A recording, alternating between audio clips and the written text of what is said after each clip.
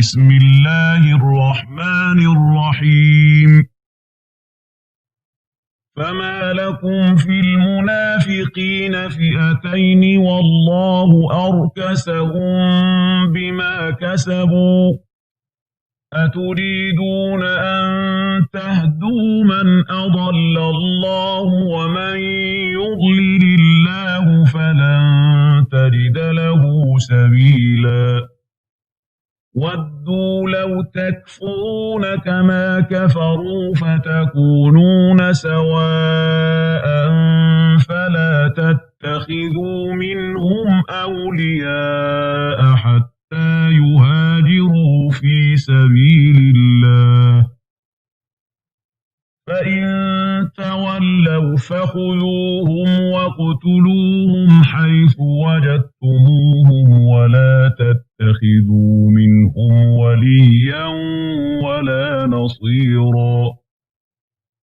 إلا الذين يصلون إلى قوم بينكم وبينهم ميثاق أو جاءوكم حصرت صدورهم أن يقاتلوكم أو يقاتلوا قومهم ولو شاء الله لسلطهم عليكم فلقاتلوكم فإن اعتزلوكم فلم يقاتلوكم وألقوا إليكم السلم فما جعل الله لكم عليهم سبيلا ستجدون آخرين يريدون أن يأمنوكم ويأمنوا قومهم كلما ردوا إلى الفتنة أركسوا فيها فإن لم يعتزلوكم ويلقوا إليكم السلم ويكفوا أيديهم فخذوهم واقتلوهم حيث ثقفتموهم وأولئكم جعلنا لكم عليهم سلطانا مبينا وما كان لمؤمن أن يقتل مؤمنا إلا خطأ ومن قتل مؤمنا خطأ فتحرير رقبة مؤمنة ودية مسلمة إلى أهله إلا أن يصدقوا فإن كان من قوم عدو لكم وهو مؤمن فتحرير رقبة مؤمنة وإن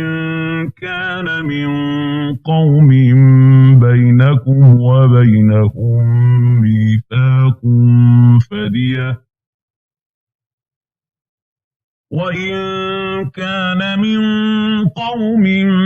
بينكم وبينهم ميثاق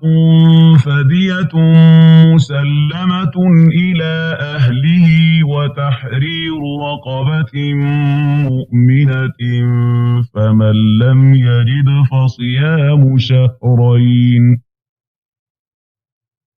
فمن لم يجد فصيام شهرين متتابعين توبة من الله وكان الله عليما حكيما ومن يقتل مؤمنا متعمدا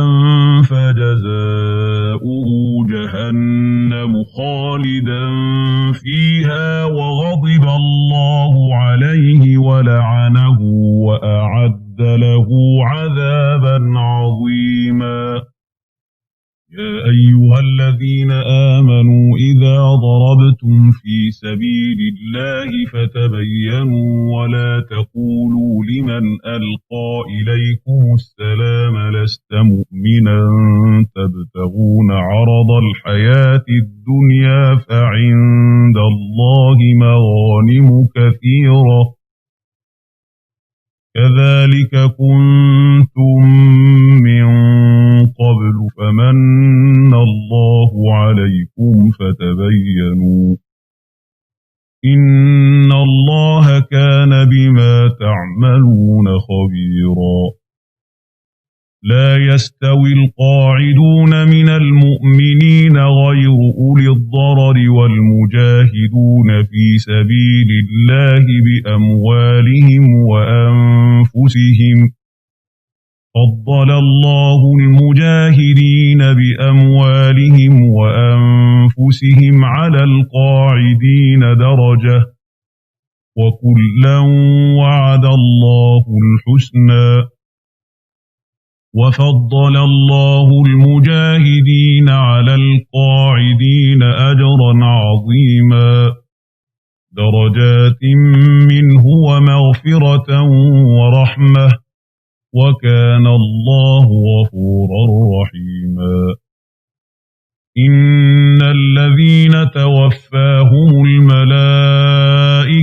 ظالمي أنفسهم قالوا فيم كنتم قالوا كنا مستضعفين في الأرض قالوا ألم تكن أرض الله واسعة فتهاجروا فيها فأولئك مأواهم جهنم وساءت مصيرا إلا المستضعفين من الرجال والنساء والولدان لا يستطيعون حيلة ولا يهتدون سبيلا